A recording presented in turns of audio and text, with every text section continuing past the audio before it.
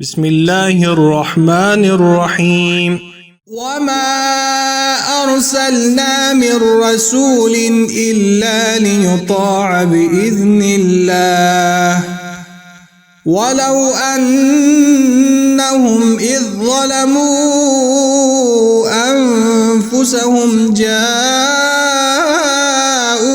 فاستغفروا الله واستغفر لهم الرسول لوجدوا الله توابا رحيما۔ اور ہم نے جو بھی رسول بھیجا اس لیے بھیجا ہے کہ باذن اللہ اس کی اطاعت کی جائے، اور جب یہ لوگ اپنے آپ پر ظلم کر بیٹھتے تھے تو اگر آپ کی خدمت میں حاضر ہو کر اللہ سے معافی مانگتے اور رسول بھی ان کے لیے مغفرت کی دعا کرتے تو وہ اللہ کو توبہ قبول کرنے والا، رحم کرنے والا پاتے۔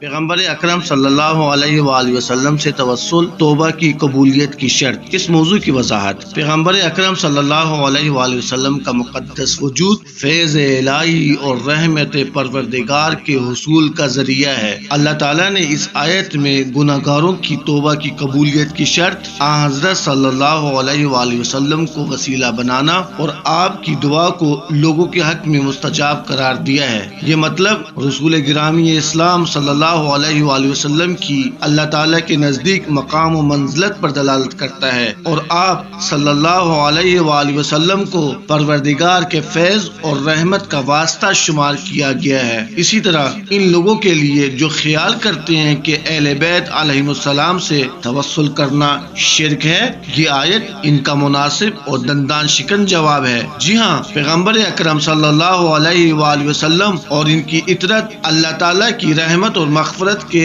وسیلہ ہیں، اور اللہ تعالیٰ نے اپنے بندوں کی دعا قبول کرنے کی شرط ان سے توسل کرنا بیان کیا ہے۔ حدیث۔ امام صادق علیہ السلام نے پیغمبر اکرم صلی اللہ علیہ وآلہ وسلم کی زیارت کی کیفیت بیان کرتے ہوئے فرمایا، جب رسول اللہ صلی اللہ علیہ وآلہ وسلم کی قبر کے پاس پہنچو تو سورہ نساء کی آیت نمبر 64 کی تلاوت کرنے کے بعد کہو، بار الہ، میں تیرے حکم کے مطابق تیرے پیغمبر صلی اللہ علیہ وآلہ وسلم کی قبر پر حاضر ہوا ہوں اور اپنے گناہوں کی مغفرت کا طالب ہوں۔ والسلام علیکم ورحمۃ اللہ وبرکاتہ۔